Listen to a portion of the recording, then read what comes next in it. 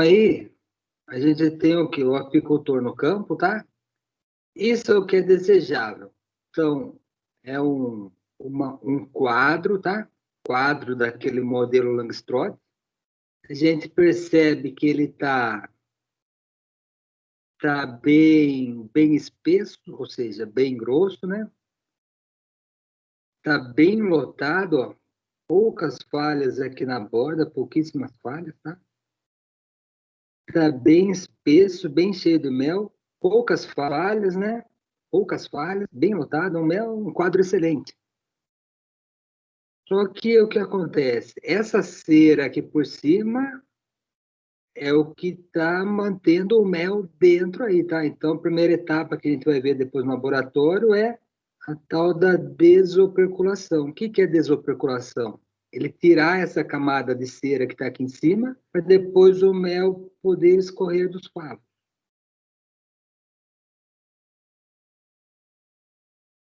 Então, a gente percebe o quê? Aqui ele está com uma melgueira, tá? Isso aqui chama-se melgueira. Tem diversos quadros aqui. Isso daqui é um aparelhinho especificamente que ele tem aí em mãos para retirar o quadro, ver que o quadro está bonito, bem alveolado, né? E detalhe, esses quadros, ele retirou ali daquelas duas caixas, tá? Então, o que que a gente nota aqui na caixa? A caixa tem aqui embaixo um local que a gente chama ninho. O que que é ninho? Ninho é o quadro onde estão as operárias, a abelha rainha botando os ovinhos e as operárias nascendo. Nesse caso, ele tem dois ninhos. Então, isso aqui é um ninho, esse aqui é outro ninho. Então, aqui está acontecendo a multiplicação do enxame, tudo bem? Até aqui em cima, em amarelo, é o local que a gente chama melgueira. Melgueira é daqui que ele vai retirar o mel. Então, só que detalhe, entre a melgueira e o ninho, tem uma tela que chama-se tela excluidora, de modo que a rainha não sobe, não consegue passar. As operárias passam, mas a rainha não sobe para depositar o ovo lá em cima. Por quê? Porque tem a tela excluidora que não deixa a rainha passar. Mas as operárias conseguem passar, e o que elas vão fazendo? Vão produzindo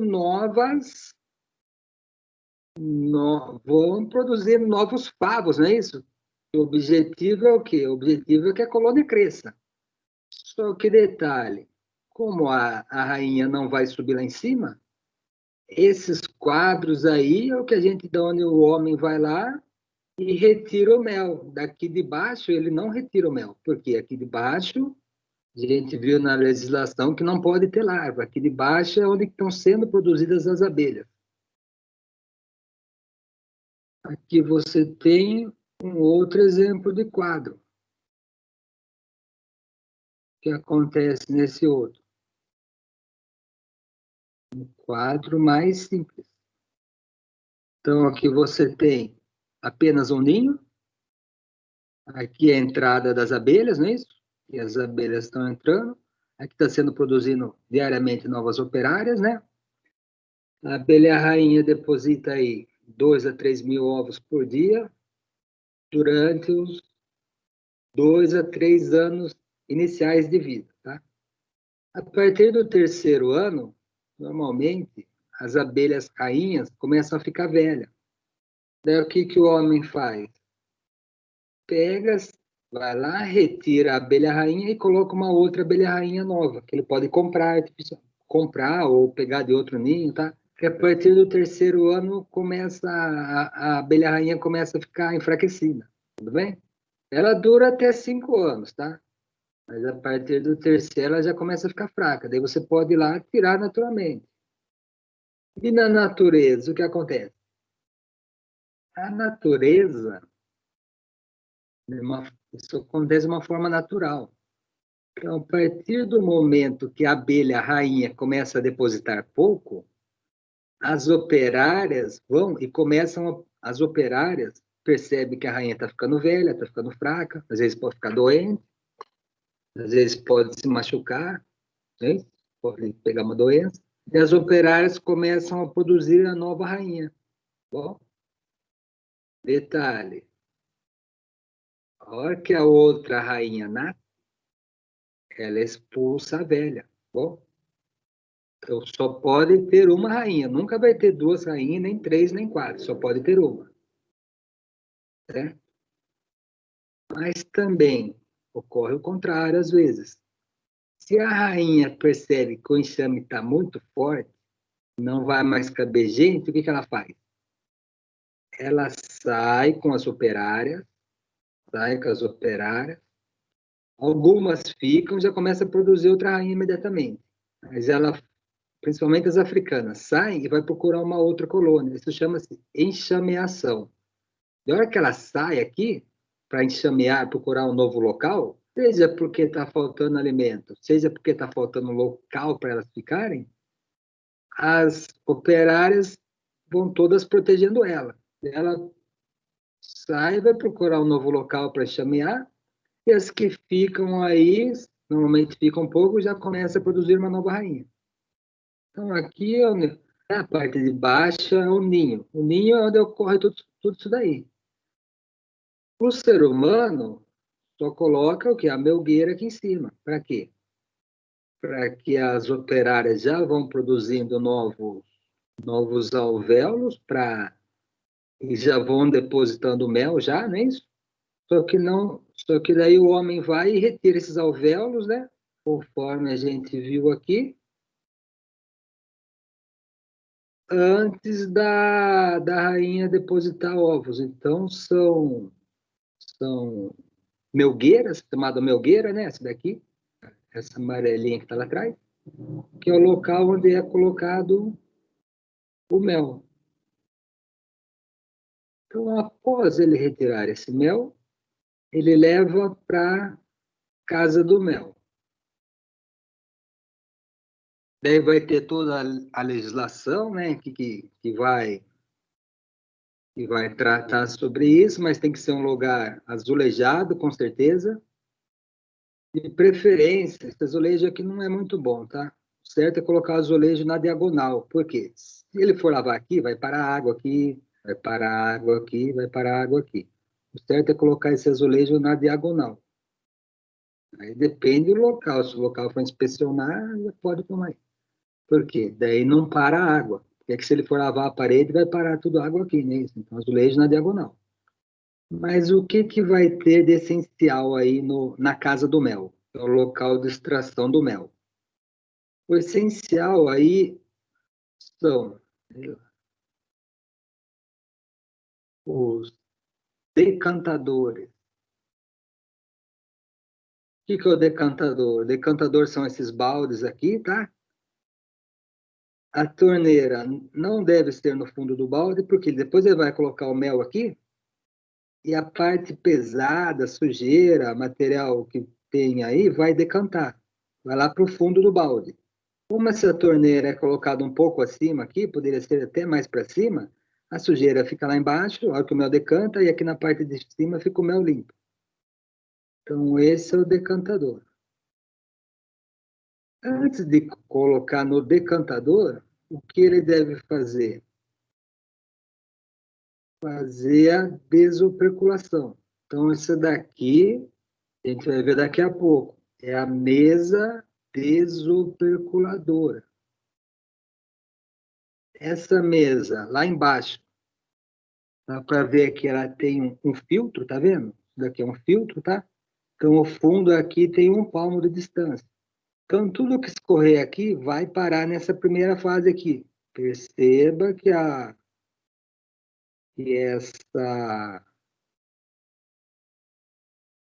esse, essa peneira, né? Essa peneira está em cima de outra peneira, na verdade. Então, é uma peneira que tem aqui.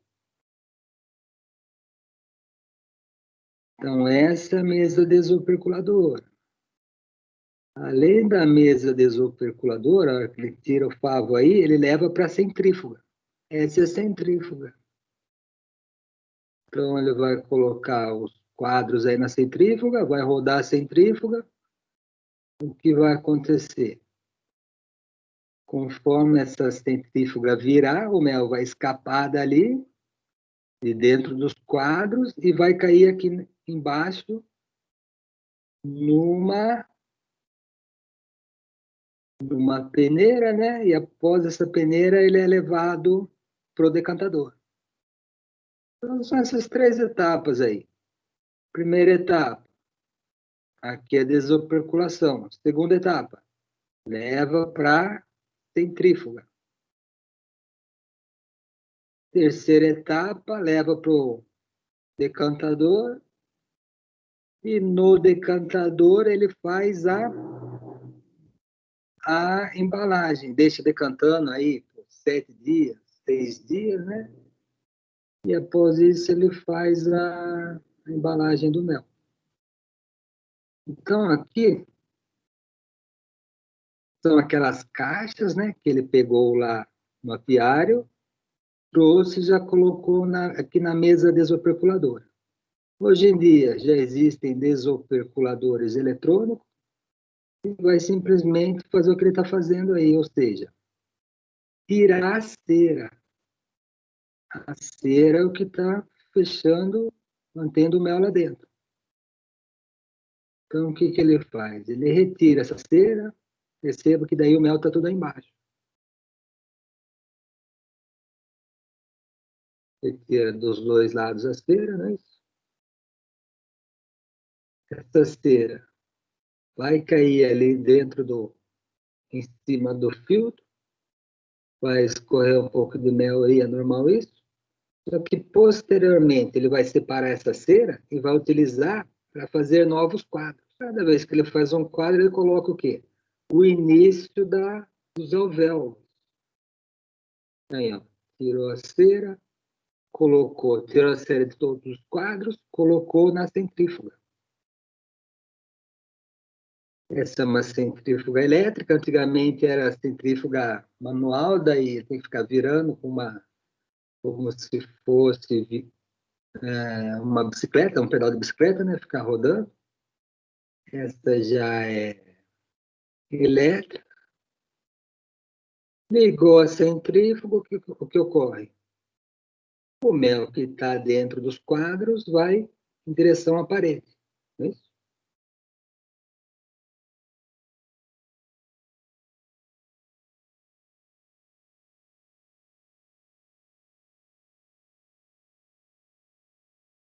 Perceba que o mel saindo dentro dos quadros. Daí lá no final da centrífuga ele já coloca o coador, né? Filtro aqui, um coador. Esse mel já vem para esse balde. Aí o mel sendo centrifugado, corre tudo pela parede, escorreu a parede, vai para o balde, é filtrado aqui, tá? Então aqui fica pedaço de cera, principalmente, né? Às vezes vem com bastante sujidade, ó, pólen, cera, às vezes vem pedaço de abelha para o meio. Porém, essas sujidades são, primeiramente, fica aqui no filtro, tá bom? E depois vai para o decantador. Na hora que ele coloca no decantador, o que é pesado vai para o fundo, né? Daí ele consegue separar o mel limpo. Então, filtrando, né? Esse daqui é o resíduo que fica na mesa, tá? Na desoperculadora, tá vendo? Então, ficou tudo esse resíduo aqui, é principalmente cera. Dessa cera, ele termina como ficou aqui no filtro, né? Ele termina de retirar aí um tanto de mel que ainda tem aí, tá vendo? Está exatamente lá no fundo desse filtro, ele tem uma abertura ali, ele retira o resto de mel que ficou ali, na mesa desoperculadora. Daí ele faz o mesmo processo, né? Filtra, depois coloca e manda para que ele tem uma válvula, né? Depois é o quê? Colocar de novo para o decantador. Mistura essa daí depois com a outra, né? Aí o mel já sendo aqui embaixo. Mas ainda é o mel que ainda tem sujidade. Então, é obrigatório depois, é normal, é padrão, pega esse mel e coloca ele no decantador. O decantador, o que é pesado, vai para o fundo. A gente viu lá no comecinho os decantadores. O que é pesado vai para o fundo e o que é mel fica ali. Depois é só envasada. Aí coloca dentro, ou de balde, ou de embalagem de um quilo, de 1 litro, né, de meio litro. E aqui a cera. Essa cera aqui, o apicultor vai fazer posteriormente. Ele vai derreter ela, 63 graus ela derrete, para fazer novos quadros. Então, o quadro, se ele tiver um cilindro que chama, ele derrete ela, transforma ela em líquido. Depois ele coloca num quadro desse, que um quadro desse aqui vai ter arames aqui por meio, ele retira ela com o auxílio de um metal, né? Coloca ela, tira, e depois ele coloca ela sob esses quadros aqui, e com o auxílio de uma fonte de calor, ele cola ela nos araminhos, que os quadros aqui têm arame, né? Ele reaproveita sempre o quadro aí, e faz outras maneiras. Aí, filtrando,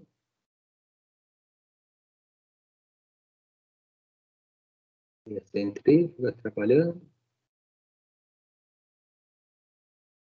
Então, é assim que é feita a colheita do mel.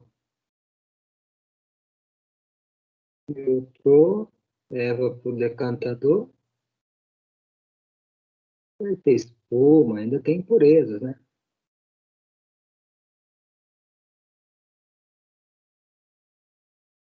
É obrigatória a etapa da decantação. Dela é 7 dias no decantador depois disso. As impurezas, ok. Separarem, mas você vê que é um mel bem, tá um mel bem limpo, né? E você vai ter desde centrífugas pequenas, essa daí, até centrífugas industriais, que são enormes, né? Depende do entreposto aí, que é da tal da casa do mel. Mas lá dentro ele tem que trabalhar com todo o equipamento, com luva, com máscara, né? Com touca também na cabeça. Então, é assim que é feita a colheita do mel.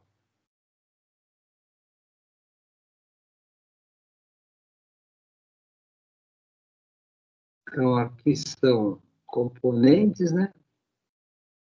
Nosso mel. Esse tipo de mel aqui, tá?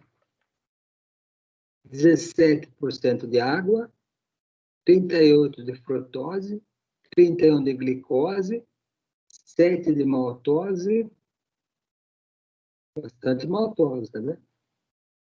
4,2% de outros carboidratos, né? Trissacarídeos, pouca sacarose, 0,5% nesse caso, pouca sacarose.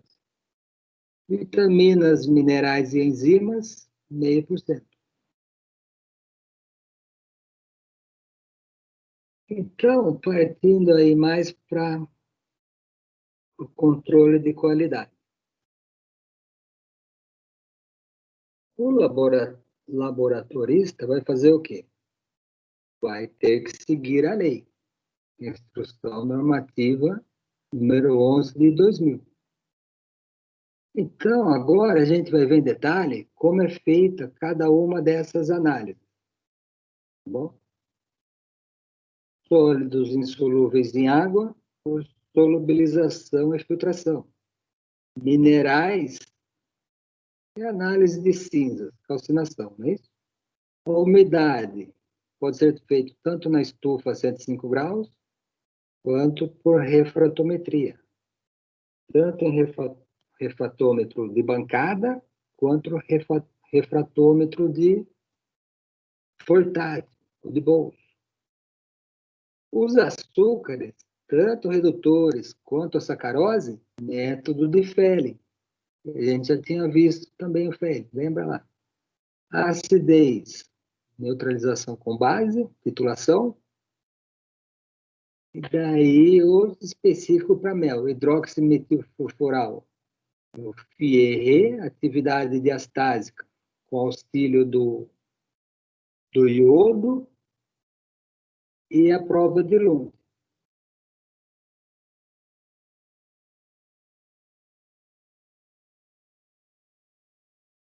Então,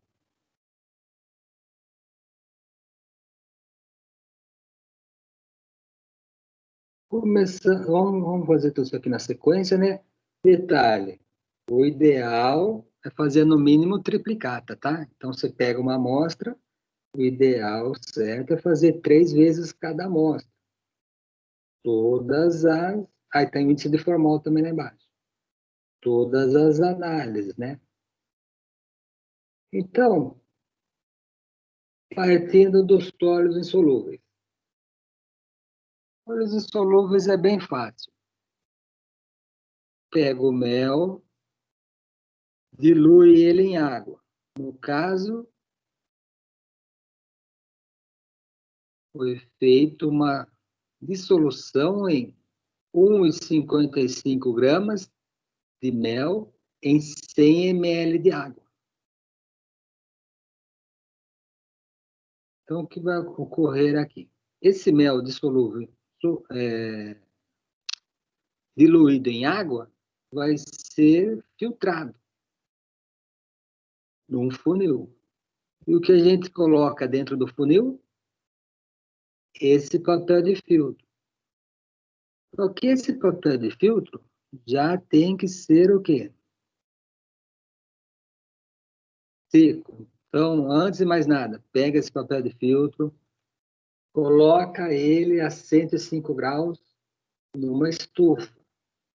Deixa lá por 2 horas, para ele secar bem, não ter nenhuma umidade. Terminou isso, pega esse papel de filtro, coloca ele no dessecador, para ele secar bem. Deixa por mais meia hora. Terminou de secar, pesa. Pesa o papel de filtro.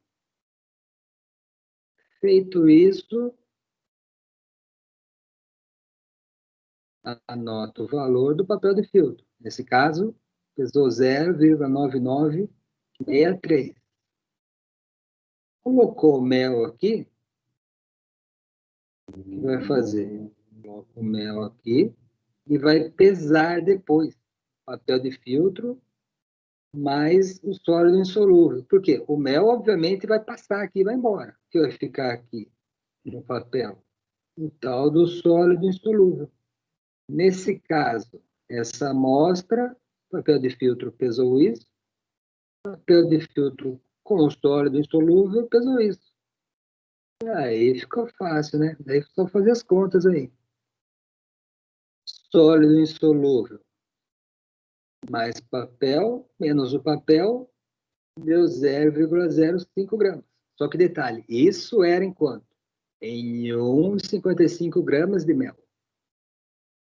Porque se ela usa um mel sem estar dissolvido, simplesmente trava aqui, né? Ele não vai filtrar.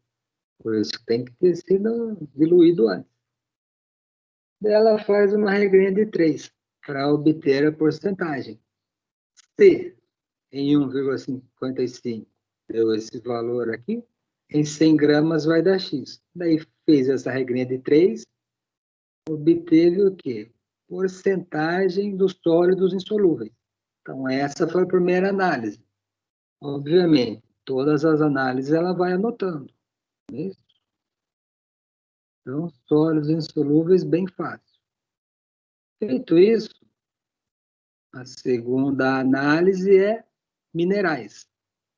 Conforme a gente já viu na aula 1, minerais ou cinzas faz a calcinação na mufla a 550 graus. Segue aquele procedimento básico. E umidade é por dessecação na estufa a 105 graus. também segue aquele procedimento básico. E aí é o que a gente já tinha falado lá, umidade e minerais. Só que detalhe, pro mel, se você tiver esse aparelho aqui, que é o refratômetro, nesse caso é um refratômetro de bancada, o que você faz? Você simplesmente coloca o mel aqui, do outro lado ali o campo, né? E faz a leitura aí. Refratômetro de bancada. Então, você faz a leitura. Essa escala aqui é graduada, tá bom? Você olha aqui, essa escala vai ser graduada. Quanto mais açúcar tiver, vai dar mais para cima. Se tiver um mel aguado, vai dar um valor mais para baixo. Então, como isso aqui é graduado, você lê essa leitura. Nesse caso, ela leu aí e deu o quê? Deu esse valor aqui. Então, esse valor, quer dizer, desculpa, ela leu lá e deu esse valor. Esse valor é 14866. Isso que já aparece ali no refratômetro. Só que detalhe, ela tem que medir a temperatura também. A amostra dela estava 24,3 graus. Certo era que estivesse a 20. Não tem nenhum problema, porque 24 menos 20 estava 4,3 graus acima de 20. Então, o que ela tem que fazer? Multiplicar 4,3 vezes esse valor aqui, ó, 0,0023. Então, para cada grau, ela aumenta. Se tivesse 21, é só multiplicar por isso. Entendeu? Se tivesse 19, fazia o valor lido menos isso. Então, 4,3 graus acima de 20 vezes esse valor, deu esse aqui de baixo. 0,0989. Ou seja, ela não pode considerar o que ela leu. Ela vai ter que o quê? Pega esse valor, 14866, e acrescenta 0,0989. Isso aqui foi o que ela leu. É que ela acrescenta esse ajuste aqui dos 24 graus, ela vem para essa linha aqui. Nessa linha deu quanto? 19,6. Significa o quê? O mel dela tinha 19,6% de umidade. Está dentro? Tá? Está dentro. Porque pode ter até 20. Não pode ter é 20,1, né? Então, está dentro isso daqui. Está dentro Professor, do... Oi. outro dia eu estava lendo umas coisas de mel de abelha nativa, daí eles falam que a umidade é maior, né? Chega a tipo 30%, coisa assim, da abelha nativa. Mas daí as análises, as coisas são feitas da mesma maneira, assim, e daí eu vi também que eles estavam para soltar legislação diferente, né? Porque não encaixa nesses parâmetros, coisa assim, né? Mas as análises Exato. faz do mesmo jeito. Sim, as análises a gente vai fazer também por refratometria, pelo mesmo tipo, tá? Só que é o que você falou. Então, para a abelha nativa, nem existe legislação ainda, porque é um mel, conforme você disse, com mais de 20% de umidade, com 30, 35. Então, é um mel, vamos dizer, mais aguado, né? De todas elas. E dá para soltar essa legislação aí, porque e o problema é o seguinte, cada abelha nativa também tem um mel, uma umidade diferente. Então, você tem dezenas, centenas, né? Tem uruçu, mandaçaia, abelha mirim, cada uma delas vai ter um mel diferente. Então, por isso que está, acho que demorando para sair isso daí. Mas provavelmente, muito provavelmente, a forma realmente vai ser a mesma, né? Por umidade, que é mais importante, ou na estufa, a 105, ou refratometria aqui. E detalhe, Daí também muitas eles vezes... falam, eu vi que também eles falam, por essa umidade ser maior, a fermentação também, né, que tem o processo de fermentação, de maturação do mel, acaba mudando, daí ou tem que ter um pré-processo, ou deixa, né, tem gente que consome ele fermentado também, né, e daí entra a análise de micro-organismo também, acho, né, não só físico, né. Exatamente, isso mesmo. Porque, como vai ter um pouco mais de água, para cair uma levedura ali é fácil. E a levedura, o mel normal, ela não consegue fermentar, porque tem muito açúcar. Mas o próprio mel normal aqui, se ele tiver acima de 25% a 30% de água, ele já começa a fermentar também. E para cair o micro-organismo ali é fácil, né? Aí começa a formar, inicialmente, álcool, né? Se cair uma levedura, ela transforma isso em álcool, e se cair uma bactéria, ela já transforma esse álcool num ácido. Daí você vai ter um mel com alta acidez, ou até um mel alcoólico, né? Mas daí teria que... É um processamento mais complicado, porque como ele é aguado na natureza, você tem que ir lá, retirar ele com bastante cuidado, de preferência colocar ele num frasco que já esteja esterilizado, né? Porque enquanto ele está ali dentro, não sei se ali dentro dificilmente ele vai começar a fermentar. Mas a partir do momento que você tirou ali, já começa a fermentação, por ele ter muita água. Agora, lá dentro, dificilmente ele vai fermentar, mas... Porque no caso das abelhas nativas, né?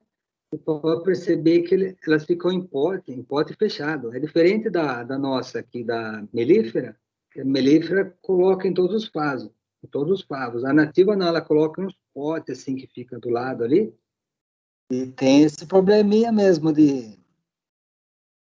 tem esse, tem esse problema de começar a fermentar, ou se logo após você retirar ele não tomar cuidado, ele pode realmente começar a fermentar. Tem que ter um ambiente mais ascético, né? Normalmente eles tiram com seringa, também é bom que a seringa esteja esterilizada, um local que não tenha muito pó voando também, né? E depois tem que ter um tipo de um laboratório mesmo para manipular ele. Mas é isso daí. Só que tem o seguinte, o mel da nativa vale muito mais, né? O mel da nativa, se você tiver, você consegue vender. Quer dizer, já é difícil conseguir, mas consegue vender ele por valores bem mais altos do que esse mel aqui. Potinho de mel de jataí, você paga valores absurdos aí, muito acima de 60, 80 reais. Ele vale mais.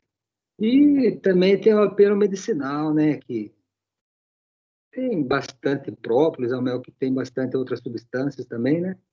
Já não seria bem um alimento, seria é um alimento, né? Mas o da nativa seria mais utilizado com fins terapêuticos, né? Como se fosse um xarope mesmo, né? Para gripe, essas coisas. Mas difícil é produzir, né? Que produz menos, por natureza. Tem algumas aí que ainda produzem bastante. Acho que a Jataí, a Mandaçaia, as mais famosas, né? Mas para colher ele tem que ser normalmente com a seringa. Tem uns apicultores que já tem uma bomba de sucção, então ele coloca um motorzinho, né? Uma bombinha ligada numa mangueira, daí lá no fim ele coloca um tipo de um bico de pipeta, né? E vai sugando, assim, coloca um motorzinho, vai, suga de um, suga do outro, vai sugando dos potes. Daí, no caso, é pote de mel. Mas vamos ver se logo sai essa legislação aí que tem esse apelo de ser mel medicinal. É, legal. E eles falam também que é mais fácil o manejo, né? Porque ela não tem ferrão, aí você consegue manejar mais fácil, mexer nas colmeias, né? São colmeias menores também, né? Sei lá, eu tava vendo mais ou menos isso aí. É legal, E, obrigado, professor. sim, tem essa vantagem. A, a abelha sem ferrão você pode criar no quintal da sua casa. Essa é tranquilo. Essa você pode ter, se tiver uma chácara também, pode pôr ali tranquilamente, que não tem risco zero de acidente. para elas não terem ferrão, né? Então, se tiver um sítio, se tiver uma chácara, o importante é que tenha árvores por perto, né? Que tenha flora, né? Mas é um ramo aí bem interessante. E, independente disso, as nativas ajudam mais a polinização do que as apes, né? Porque elas já são aqui da nossa região, né? Então, se você tiver bastante nativas, com certeza você vai ter a polinização. Se tiver pomar ali, tiver Eu vi, parece que a Exalc está fazendo experimento com café, produção né? de frutas, de hortaliças, né? Desde abóbora até produção. O que você plantar ali vai bem, até morango, até qualquer coisa que você for produzir ali agriculamente, agricultura, né? Se tiver nativas ali na região, mesmo que você não tire o mel, já é interessante você ter as nativas só para você aumentar a sua produção. Porque aumenta a produção e muito, sabe? Então é bem interessante. Nativas daria para dar um. Bem, existem por aí cursos, né? Tem cursos que o pessoal só fala sobre abelhas nativas, mas na internet tem muita coisa legal, viu? Se dá uma procuradinha ali no próprio YouTube, tem muita coisinha legal ali. Beleza, então. Então vamos aqui. Obrigado, A professor. umidade, né? Nesse caso aqui, a umidade estava dentro, né? Do que disse a legislação, um pouco menos. Deu bem próximo ali, ó, quase 20, né? Deu bem próximo ali. E outra maneira mais fácil de você fazer é ter o quê? O refratômetro portátil. O refratômetro portátil, nesse caso, tem uns que são específicos para mel, tá? Então, tem refratômetro que é específico para mel. Nesse caso, ela deu aqui, ó. Ele mede de 9 a 60 bricks, né? Deu aqui 79 bricks. E detalhe, ele já traz a umidade também, ó. Isso aqui, o water, né? Umidade. Então, ali ao redor de 20 de umidade, 19, 20, né? Já traz a umidade, já traz o bricks. E aqui, provavelmente, a temperatura. Não dá para ver direito. Não, aqui é 20 graus, né? É que eu não sei, sinceramente, não sei o que é. Aqui é a umidade, aqui é o bricks. E aqui é a umidade, que é o que importa para gente. O bricks é a umidade. Se tiver esse refratômetro aí, já fica mais fácil, né? De ver a umidade. Refratômetro portátil.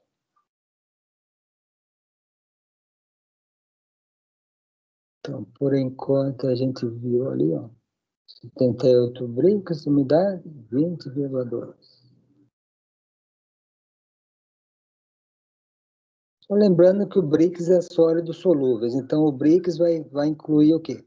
Vai incluir tanto a glicose, quanto a sacarose, quanto a frutose, quanto a maltose. Então, o BRICS é uma soma de todos. Então, o BRICS você não sabe se é redutor, né, invertido ou sacarose. E também outros compostos, né, orgânicos. Tudo que é sólido, o BRICS pega, tá? Então, uma mistura ali. Sólidos solúveis em água, né? Por definição. É o BRICS. Agora, partindo para o Fehling. O Fehling a gente já tinha visto naquela primeira aula, né? Vocês viram também na bromatologia 1. Simplesmente é aquele sisteminha básico, né? É o método titulométrico. Aqui embaixo, normalmente a gente coloca 5 ml do reagente Fa, que é o Fehling A, que é onde está o cobre, e 5 ml do Fehling B. O Fehling B possui a base, então é uma reação feita num ambiente básico, ou alcalino, tá bom? Fel A o cobre, Fel B a base. Aqui em cima, a gente vai colocar o mel. O mel. O mel puro? Não. O mel, nesse caso, diluído, 1%. Então, uma solução de 1%, 1 grama em 100 ml. E a gente faz essa titulação. O que acontece? E também vamos colocar 1 ml do indicador, que é o azul de metileno. Só lembrando da aula prática. Certo? Só que, isso a gente fez para o mel lá, colocou o mel aqui, e nesse caso, com 7,3 ml dessa solução, ela notou que o azul do indicador ficou vermelho tijolo, ou seja, o cobre foi reduzido com 7,5 ml. Então, esse é o resultado dela. Até aí, tudo bem. Só que depois, num outro momento, o que ela fez? Ela preparou no laboratório uma mistura de água mais glicose, que a gente chama de quê? Solução padrão. E daí depois, o que ela viu quanto dessa solução padrão foi necessário para transformar, para reduzir o cobre, ou seja, para transformar o azul aqui em vermelho tijolo. Então, é uma comparação, certo? Feito isso, ela percebeu o quê? Vamos com as contas aqui.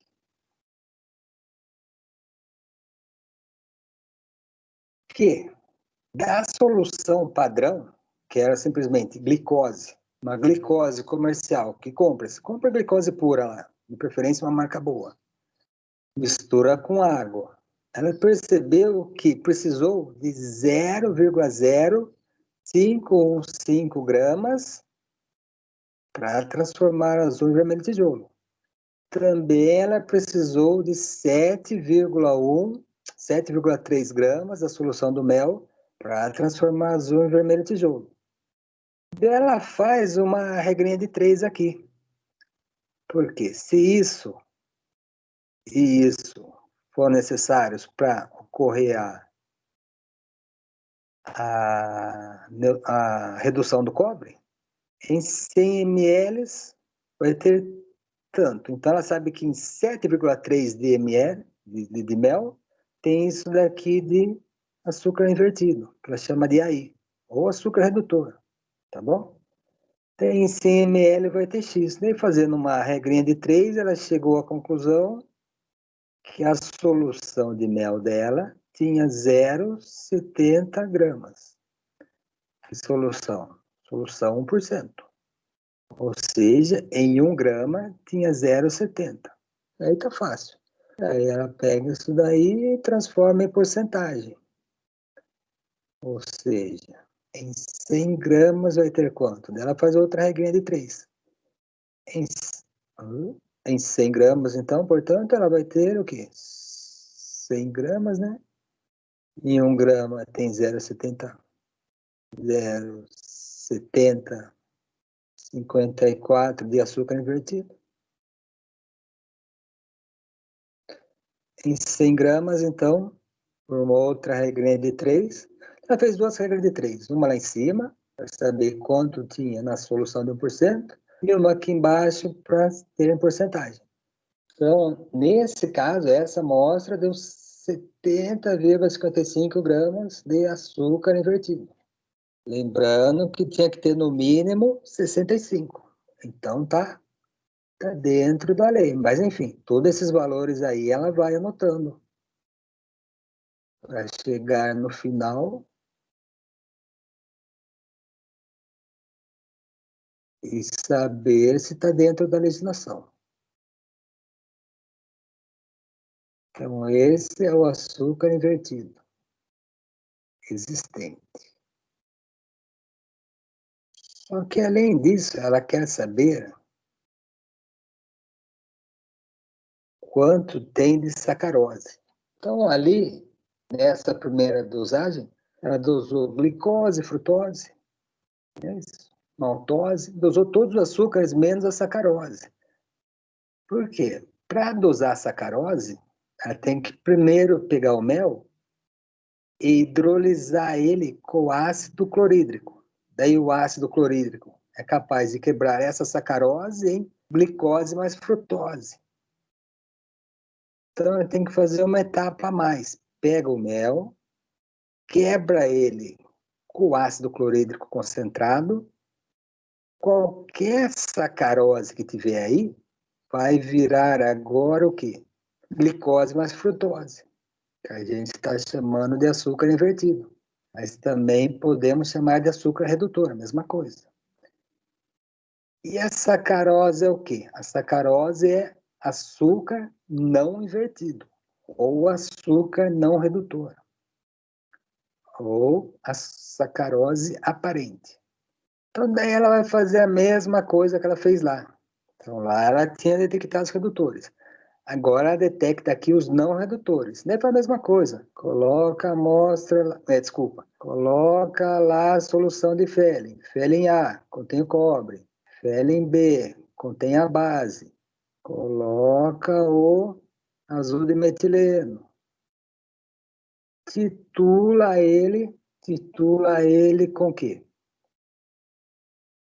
Com o mel, uma solução também de 50 ml, de mel 1%, já hidrolisado com ácido clorídrico. Daí, praticamente, repete, né? Daí, como ela já tinha feito com o açúcar que ela pegou lá no laboratório, tinha dado isso, de açúcar invertido, agora perceba, gastou um pouco mais, precisou de 12,6 ml. Daí, de novo, ela faz uma regrinha de 3, né? E chegou o quê? Nesse valor aqui. Só que como ela trabalhou com 50 ml de uma solução 1%, precisou aqui, ó, foi gasto aqui 50 ml. Então, isso daqui, não, desculpa, foi gasto ali 12,6 ml, o que foi gasto. Mas isso é o que tem uma solução de 0,5%. Daí ela faz uma regrinha de 3 e chegou à conclusão final que o mel tinha quanto? 81,75% do açúcar total. Açúcar total, tá bom? Então aqui ela detectou o açúcar total, porque tanto a glicose quanto a frutose agiram ali, dessa vez. Na outra vez só tinha agido principalmente a glicose e a frutose. Dessa vez agiu a glicose e a frutose, mais a sacarose que ela quebrou. Então, deu um valor mais alto que a outra vez. Fazendo as contas, ela viu que o açúcar total é de 81,75%. 81%. Ela faz o que ela obteve agora. Total vai ser igual ao quê? Ao redutor que estava lá e o que sobrar é sacarose. O que sobrar é sacarose. Então, o total menos o redutor, ou seja, 81,75 menos 70,15 deu 11,6. Ela faz uma conversão aqui para 95% e chegou ao total da sacarose, 11,02%. Tá bom? Então já tem o quê? Já tem diversas coisas aí, ela vai anotando tudo. Já tinha umidade, já tinha o Brix, já teve o açúcar redutor, agora está com o açúcar total e também com a sacarose. No caso, chama-se sacarose aparente, que é feita após a subtração. Açúcar total menos açúcar redutor, vezes 0,95 é a sacarose aparente.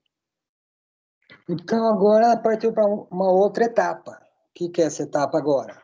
Agora ela vai fazer a acidez. Como ela faz a acidez? Simples também, ó. Coloca lá embaixo uma solução de mel, no caso, 10 ml de mel, diluído a 20%, 20,55%.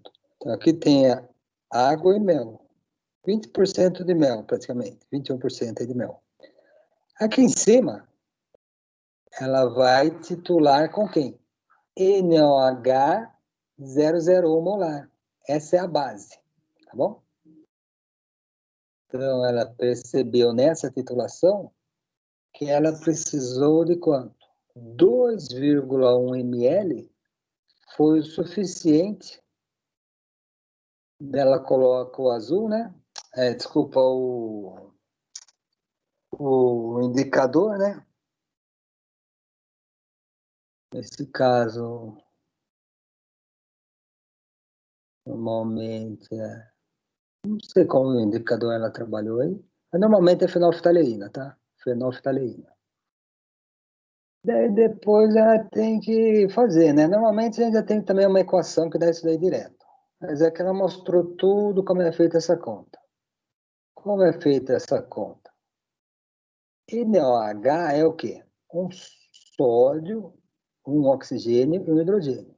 Se você for lá na tabela de química, a gente vai ver na parte de cima da tabela que o peso atômico do hidrogênio é 1, do oxigênio era 12 e do sódio é 23.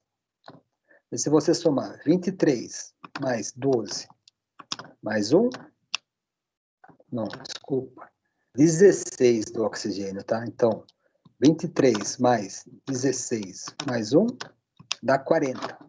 Então, isso daí ela vê na tabela periódica, no número que está lá em cima. Sódio 23, hidrogênio é o primeiro elemento, é 1, oxigênio é 16, que é o terceiro elemento. Se você soma isso daqui, 23 mais 16 mais 1, você chega no 40. Tomou isso daí.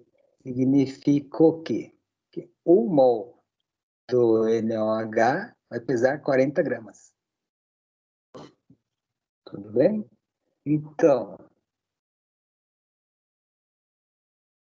40 gramas vai equivaler a um equivalente por grama de NOH.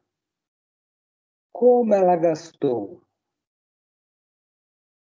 2,1 ml, porque ela gastou aqui.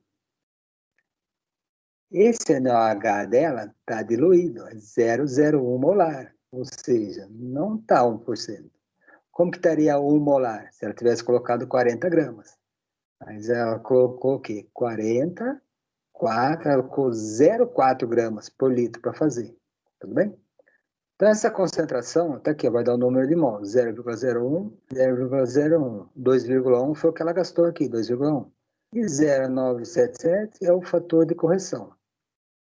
E a que ela faz todas essas contas aí, ela chegou no NMQ, número de moles equivalente.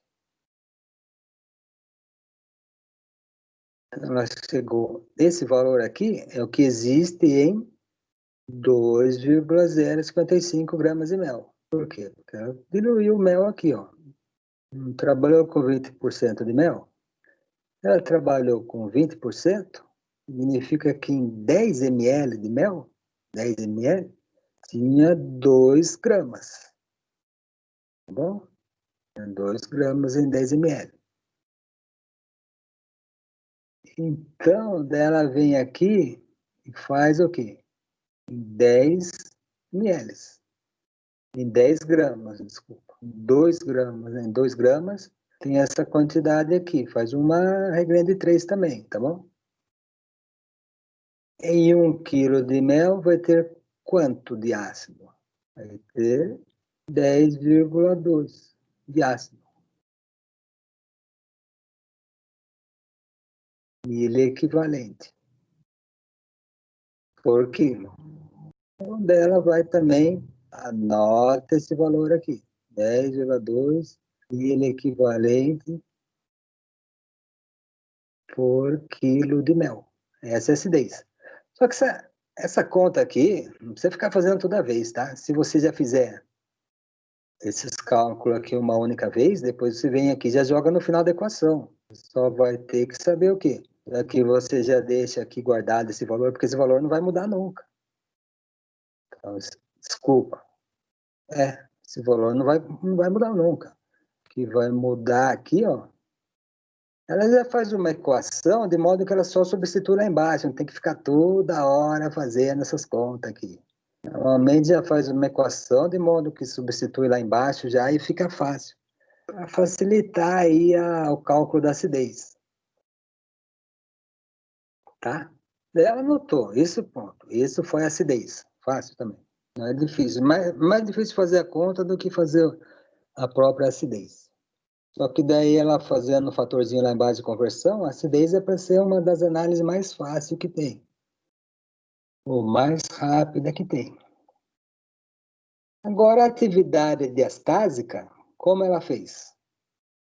Seguiu o método CAC de 1990.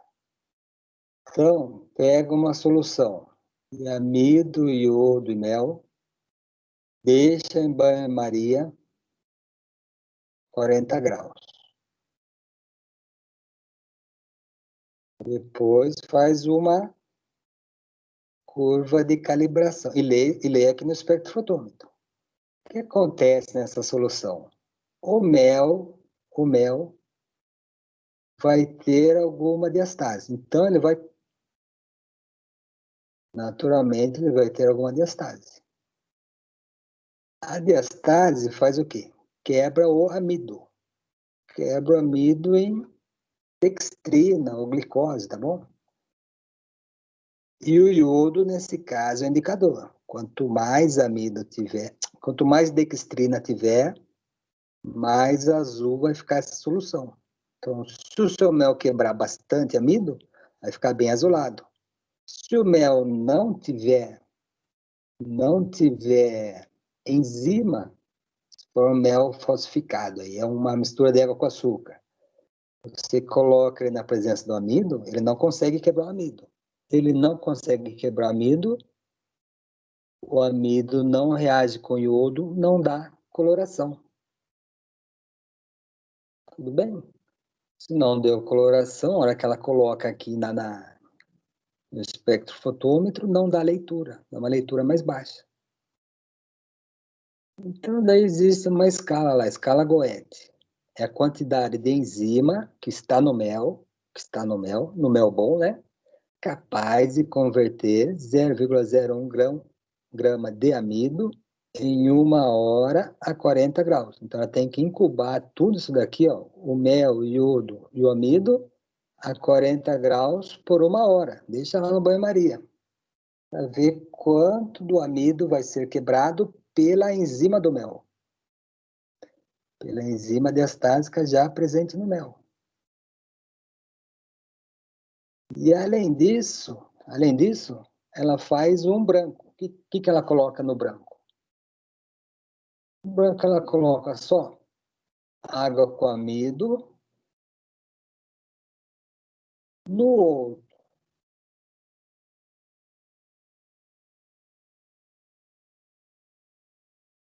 água com amido.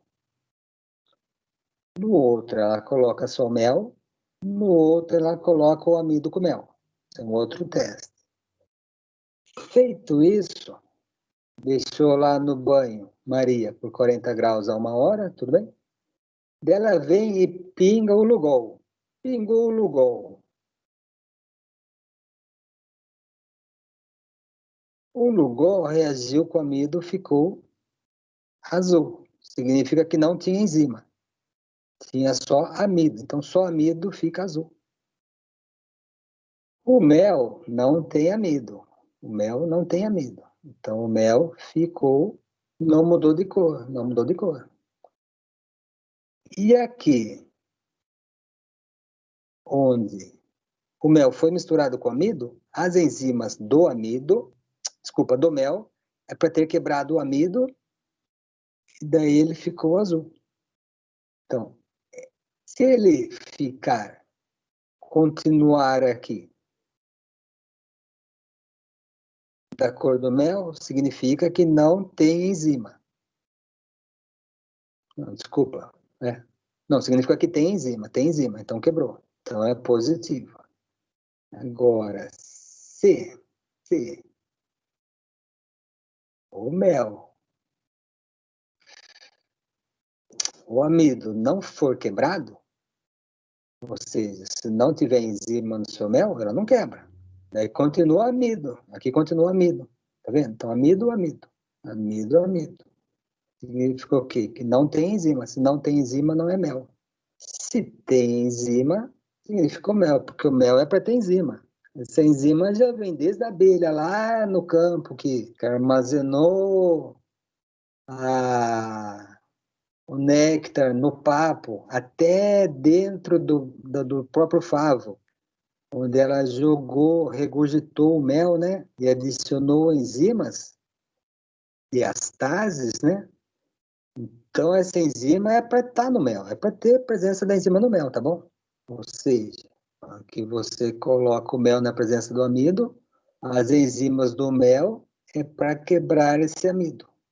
Quebrou o amido, não dá leitura. Mas se não quebrar o amido, daqui é só amido, o amido fica azul. Então isso é simples de você ver. Se você pega o próprio iodo e pinga numa solução de água com farinha de trigo, ele fica azul. Então, o amido, sempre na presença do iodo, do Lugol, né, que é o iodo diluído, fica azul. Então, esse daí já foi mais uma análise. Outra análise vai ser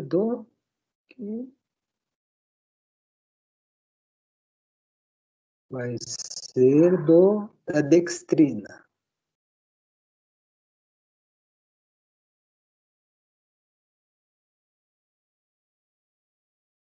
Quando esse daqui, por exemplo, é uma corrente de amido, tá? Corrente de amido. Então, quando na indústria é produzido o xarope de glicose, esse daqui é o xarope de glicose, não é mel, tá? É a cor do mel, mas não é mel, é xarope de glicose. Quando esse xarope é produzido na fábrica de glicose, o que é feito? O amido é cortado por enzimas, tá vendo? Beta-amilase, amiloglicosidase, alfa-amilase. É cortado por enzimas em glicose, tudo bem? Só que detalhe, durante esse corte é adicionado enzimas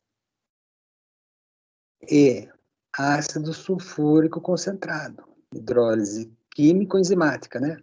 Químico-enzimática. E esse ácido sulfúrico, e normalmente na presença de calor, Então isso acaba gerando o quê? O HMF. O que é o HMF? Veja aqui, ele é parecido com a glicose, né? HMF, esse aqui, ó, hidroximetilfurfural. Só que como essa glicose que foi acrescida lá em cima, originou o HMF, que vai ser dosado depois, no mel. Tá bom? Também o quê? Muitas vezes você não gera só glicose. O que é uma dextrina? Uma dextrina é duas glicoses uma do lado da outra. Ou três glicoses uma do lado da outra. É uma dextrina. Então, a frutose na presença de calor do H2SO4 forma o tal do furfural. Nós tem hidroximetilfurfural e furfural, além de dextrina. Então, isso daqui é formado naturalmente quando é produzido mel caro. Ah, professor, e o mel natural? O mel natural não é para ter isso. bom? A não ser se o apicultor, foi o que a gente falou já hoje, pegou o mel, colocou o mel num latão, e esse latão ficou exposto aí a uma temperatura alta aí de 60, 70 graus, aí acaba formando o HMF e o furfural também. Mas o mel que foi manipulado aí a temperatura ambiente, né, temperatura normal, não é para ter nem furfural nem nem o HMF, que é hidroximetilfurfural.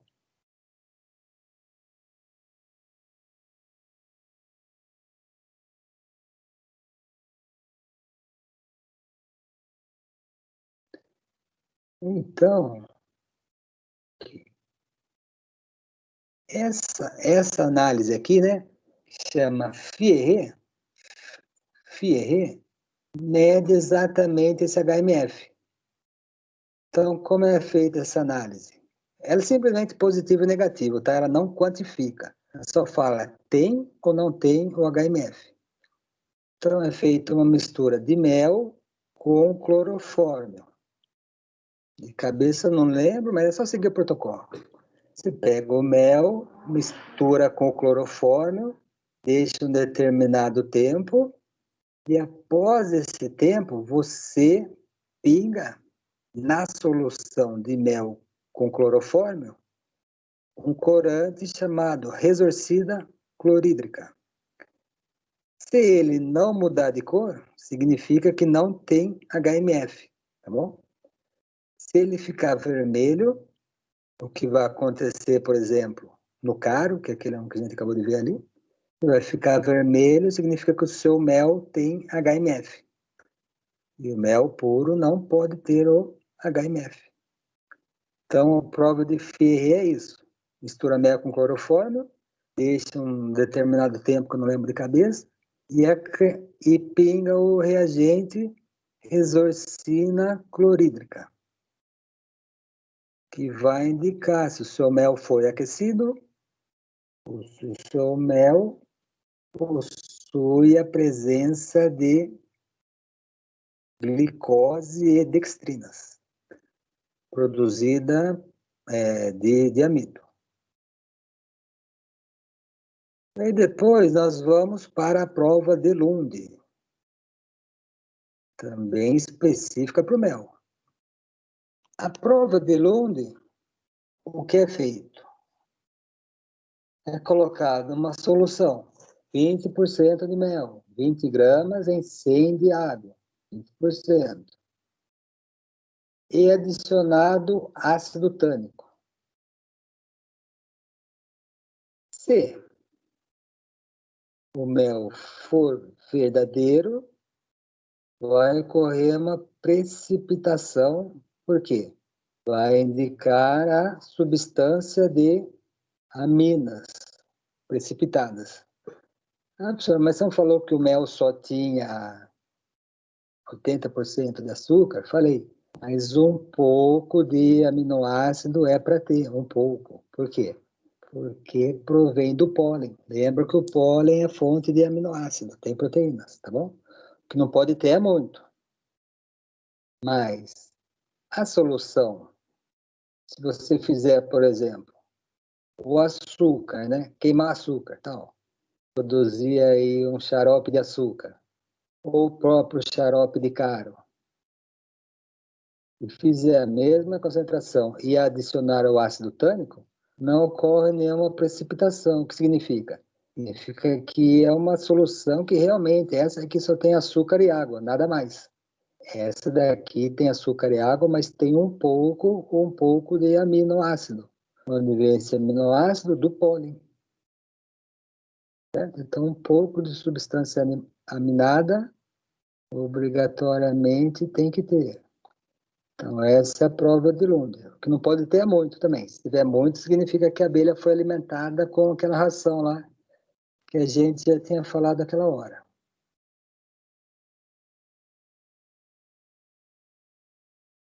Certo? Então, tudo isso daí, já vimos várias aí análises.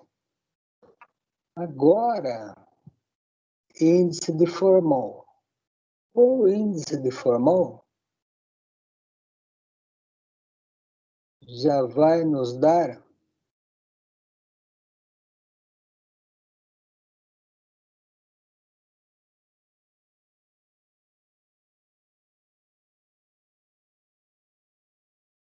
Também é feito por... Já vai nos dar o quê? A quantidade de formol por quilo de mel. O índice de formol também é feito por titulação, titula com NOH 0,1, perceba que é uma concentração maior, tá? Uma concentração maior aqui. Antes era 0,01, agora é 0,1 molar, tudo bem. Coloca aqui, o NOH. Aqui embaixo, a gente vai colocar o quê? 100 gramas de mel, diluído em água, e também diluído em 35% de formol. 5 ml, então 100 ml aqui da solução de mel com água, né? E 5 ml do formol aqui embaixo. E também feito todas aquelas contas lá, a gente chega o quê? Na quantidade, vai dar 11,85 ml por quilo de mel. Esse é o índice de formol. Só que o de formol ela não falou aqui. Vamos ver aqui. Peraí.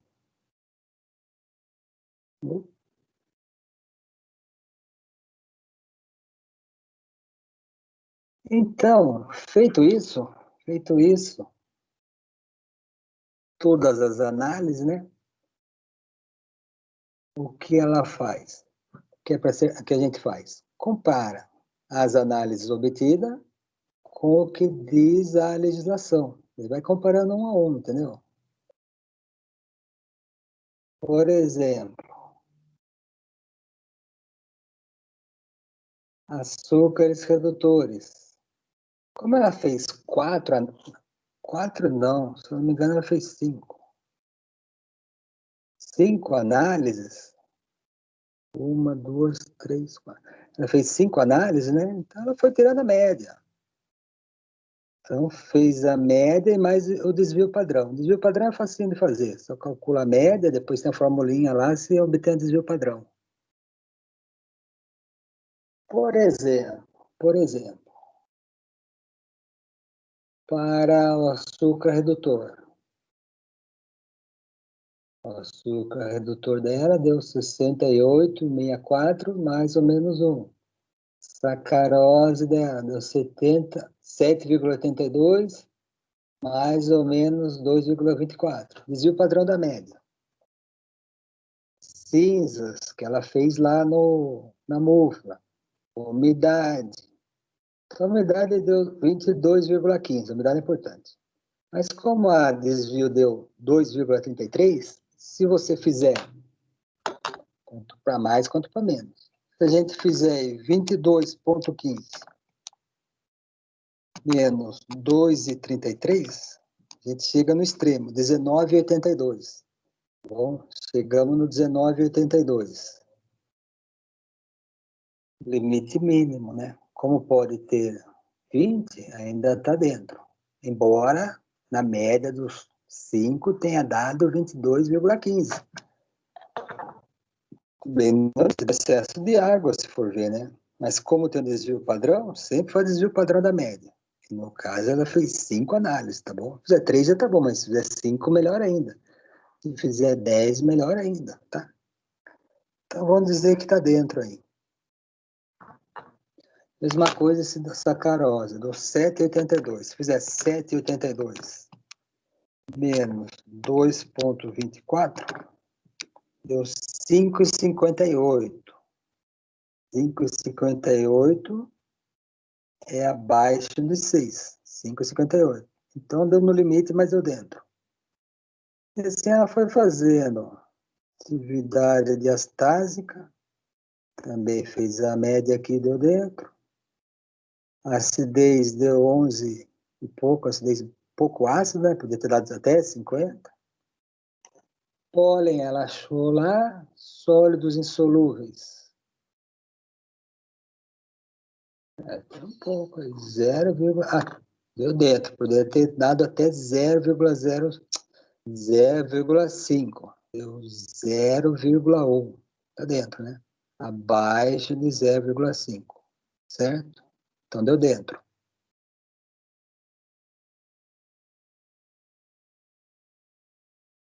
O HMF, 67,25, é o que deu probleminha aqui. O Ferre deu positivo, é o que é desalislação. O Lugol deu negativo, também está dentro. A diastase deu positivo, estava dentro. O problema desse mel foi que ele deu um pouco de excesso de HMF, tá vendo? Ele também não deu tanto assim, ó, podia ter 60, deu 67. Pouquinho a mais, sabe? Então, conforme ela explicou, ela considerou o mel aprovado, né? Só que com pouco de excesso de HMF. Pode ser que ele tenha passado por um processo de aquecimento. Isso pode ter ocorrido até dentro da própria colmeia, lá um dia que dá um calorzão, se ele não está num lugar muito sombreado, né? Dá um calor de 40 graus aí, que no nosso verão chega a isso. Foi formado aí um pouco de HMF. Então, o único problema o maior problema desses mel dela foi esse, deu um pouquinho a mais de HMF. Mas como o resto está tudo dentro, pode-se considerar o mel aprovado, porque o mel é realmente mel. Tudo bem até aí? Só que detalhe, outro detalhe, né? Aqui, então o mel foi aprovado, beleza, ponto final. Só que aqui a gente vai ver como é feito um descarte. No caso, ela utilizou um teste de Dixon. O que esse teste vai fazer? Lembra que ela fez 5 análises. 5 do mesmo mel, tá? Pegou 5 amostras do mesmo mel e fez as análises. A primeira análise que ela fez, as primeiras, era o quê? Açúcar invertido. Então, para fazer o açúcar invertido, deu quanto por cento? Uma amostra deu 68,48, outra deu 75 e pouco, 71, outro 69,870. Então, obviamente, tem uma variância aqui. A menor é 68,48, a maior 75,35. O que esse teste de Dixon faz? Ele vai nos dizer se a gente pode utilizar as 5. Por quê?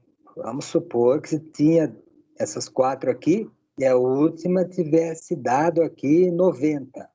Daí ela ia descartar esse aqui, porque tem um valor muito fora da média. Mas como ela sabe que vamos supor que se a última aqui fosse 90, como ela sabe que ela tem que descartar? Através do teste de Dixon. Como é feito esse teste de Dixon? Fácil. Pegou o maior valor. O maior valor é 75. Pega o maior e faz menos o imediatamente inferior. Então, depois do 75 vem o 71. Faz aqui. E embaixo divide por quê? Pelo valor maior, 75, menos o inferior de todos, 68. Então, de novo, pega o maior, menos o segundo, divide pelo maior, menos o menor. Isso vai te dar o quê? O Q máximo. Ela fez essas contas aí e chegou nesse valor, 0,59771. Aí, tudo bem. Depois ela faz o contrário, pega o Q mínimo. Qual o menor valor? 68. Imediatamente acima dele,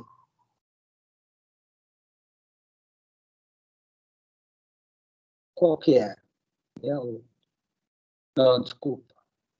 Tá certo. Imediatamente acima dele é o 69. Imediatamente acima. O mais próximo. Então faz 68 menos 69.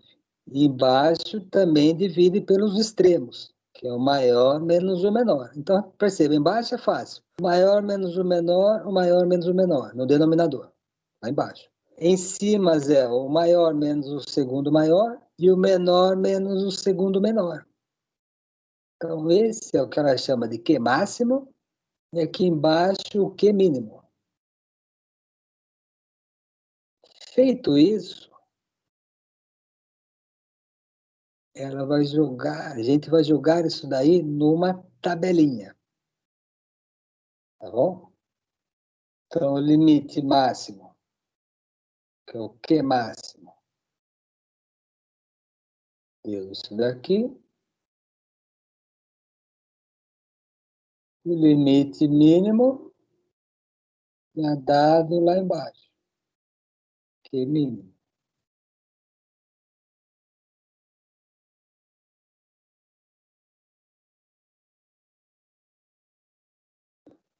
Aí, vamos ver aqui o que é feito.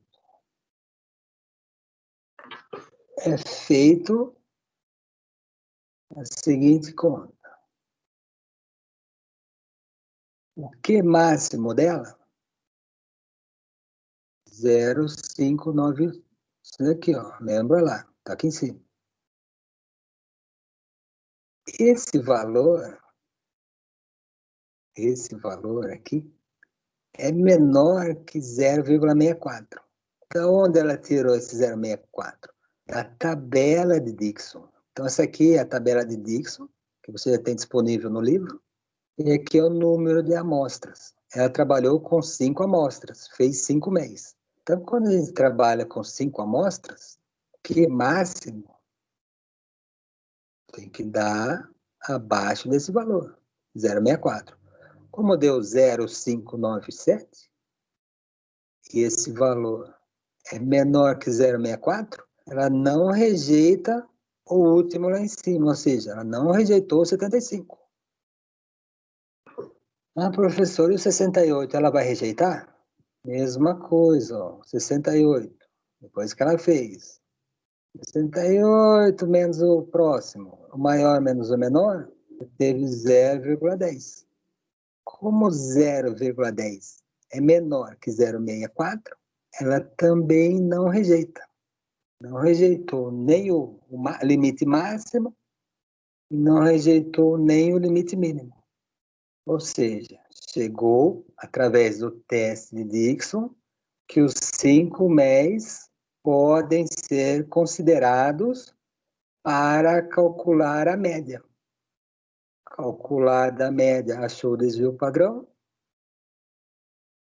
E achado o desvio padrão, chegou ali nas contas, né? E comparou com a tabela.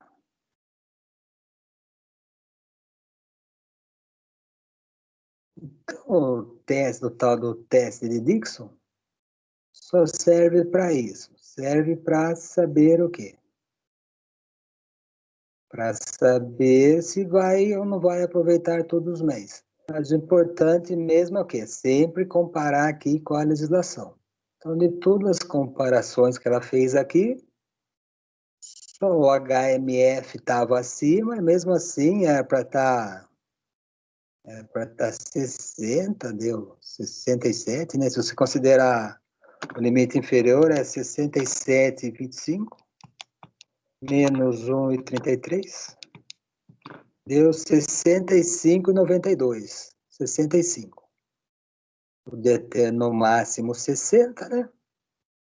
Pode-se considerar que está com. É um mel bom, está com pouco, um excesso de HMF. Mas pouca coisa acima de HMF. O pólen teve que fazer análise no microscópio, né? Fez essa leitura no microscópio e viu que tinha grãos de pólen. Enfim, e daí chegou a essa conclusão aí que era o mel que estava apto para o consumo e que não era o mel falsificado, é o mel que estava dentro do que preconiza a legislação aí. Então, você vê que é série de análises, né? Que foram feitas para realmente averiguar se o mel está dentro ou está fora do que diz a lei.